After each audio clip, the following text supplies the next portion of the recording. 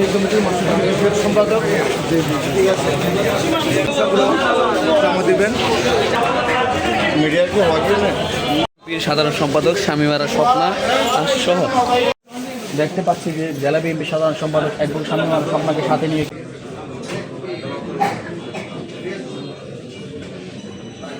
সব সাংবাদিক ভাইয়েরা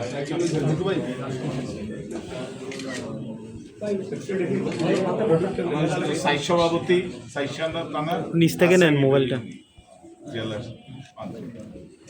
আলহামদুলিল্লাহ যে আমি সমস্ত পেপার ডকুমেন্ট সবগুলো সঠিক বিচার বিশ্লেষণ করে জমা দিয়েছি, আমার মনোনয়নপত্র জমা দিয়েছি। আমি ইনশাল্লাহ যদি সুষ্ঠু নিরপেক্ষ নির্বাচন হয় জয়ের ব্যাপারে শতভাগ আশাবাদ ইনশাল্লাহ।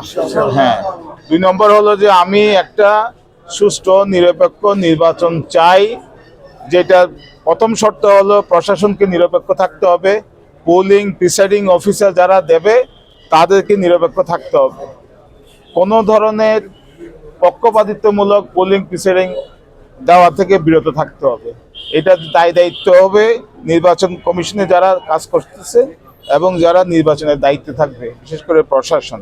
আমি আহ্বান জানাবো বাছাই করে যাতে নিরপেক্ষ লোকজন পোলিং প্রিসাইডিং অফিসার নিয়োগ করে, সহকারী প্রিসাইডিং অফিসার নিয়োগ করে, এবং যাতে কোনো ধরনের জাল ভোট না হয়। আমরা এমন একটা নির্বাচন চাই যে কোনো মারামারি হবে না, অনুকরণীয় অনুসরণীয় একটা নির্বাচন চাই।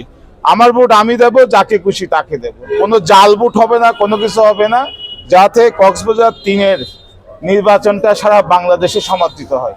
আপনাদের সকলকে ধন্যবাদ। নির্বাচনের পরিবেশ দেখতে পাচ্ছেন কিনা? সুষ্ঠু নির্বাচন পরিবেশ? আমি অবশ্যই এখনো পর্যন্ত নির্বাচনের সুষ্ঠু পরিবেশ আছে, তবে আমি বলবো যে এই যে সামাজিক মিডিয়াগুলোতে, সামাজিক যোগাযোগ মাধ্যমগুলোতে যাতে কাদা ছুড়াছুড়ি না করে, এটা একটা সামান্য ব্যাপার নিয়ে অনেক বড় ধরনের ঘটনা ঘটে যেতে পারে। এনসিপি এবং জামাত জোটবদ্ধ হয়েছে, সেক্ষেত্রে বিএনপির উপরে কোনো প্রভাব পড়বে কিনা? না, ইনশাআল্লাহ কোনো প্রভাব পড়বে না। আর জামায়াত ইনশাআল্লাহ প্রভাব পড়বে না। পূর্বে একটা মন্তব্য করেছেন সামাজিক যোগাযোগ মাধ্যমে যে সিল মারা হয়ে গেছে ইতিমধ্যে, এই ধরনের একটি না, ওইটা ওনাকে জিজ্ঞেস করবেন।